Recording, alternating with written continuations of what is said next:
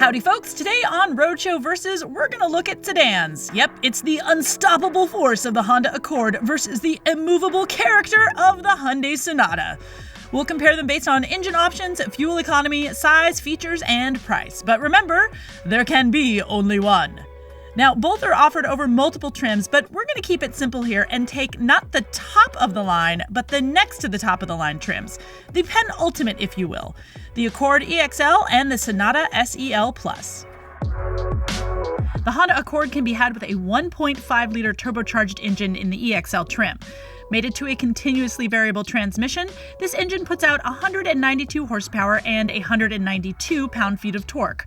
Or you can move up and get a larger 2-liter turbocharged engine, and this little guy ups the ante to 252 horsepower and 273 pound-feet of torque, and that works in conjunction with a 10-speed automatic.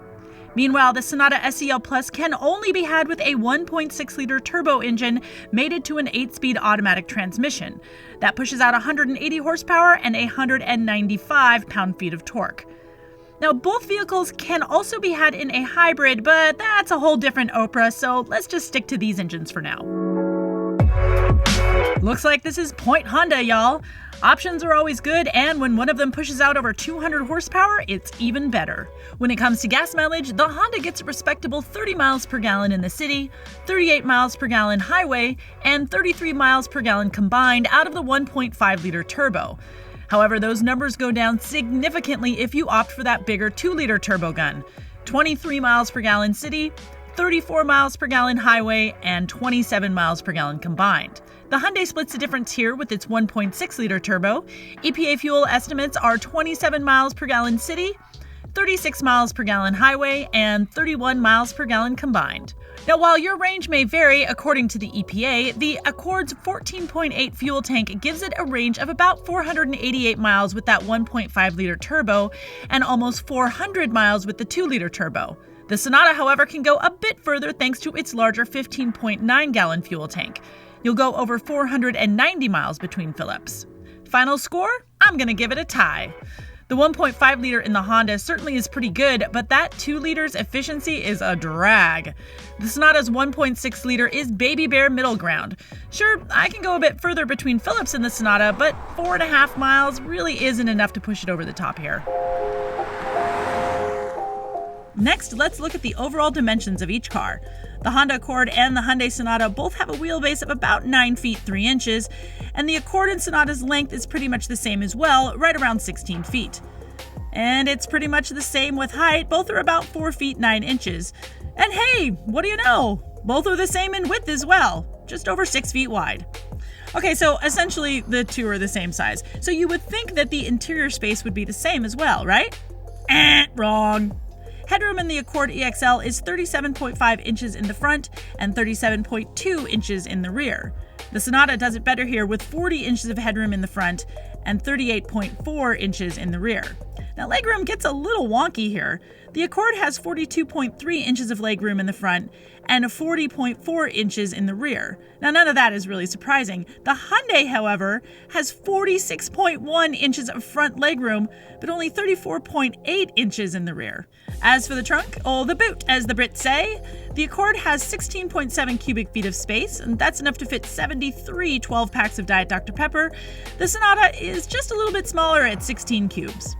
Now, I'm going to give it to the Accord here, as it's just better all around when it comes to space for people and things. However, if you're a taller driver with maybe short kids, you might need that extra head and legroom that's offered in the Sonata's front seats. So what about technology and features? The Accord EXL trim offers the Honda Sensing suite of ADAS features standard, and that includes adaptive cruise control, lane keeping assist, traffic sign recognition, automatic emergency braking, automatic high beams, and blind spot monitoring.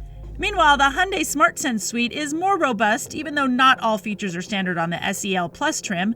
Still, on this trim you get adaptive cruise control, lane keeping assist, automatic emergency braking, high beam assist, driver attention warning, and rear occupant alert. You also get blind spot monitoring and rear cross traffic alert.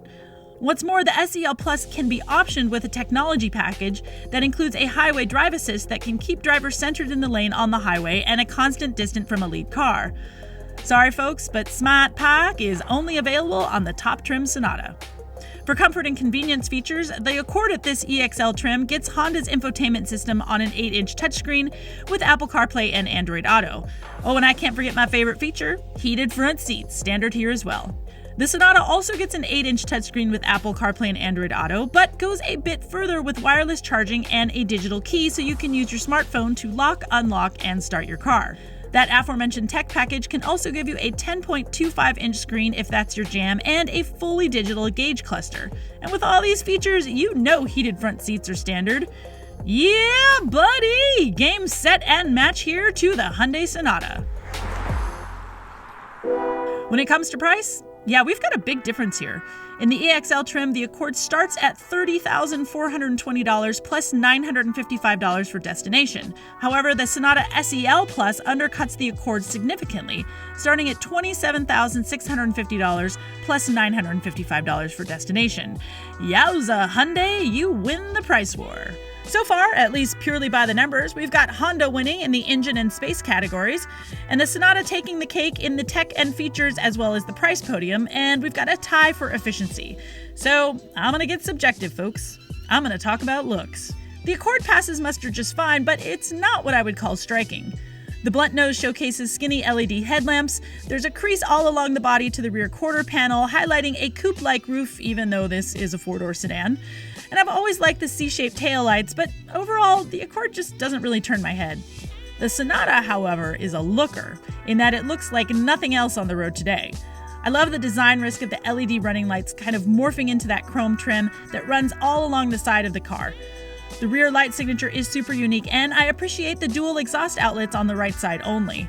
The Sonata is just a much more striking car visual, and drum roll, please! Yes! Of course, it's gonna win our tiebreaker here. I mean, have you seen it? It's gorgeous.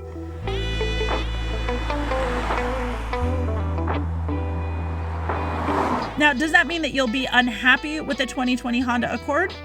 Absolutely not. With that 2-liter engine, you should have a pretty fun time, even if you lose some efficiency and spend a bit more coin.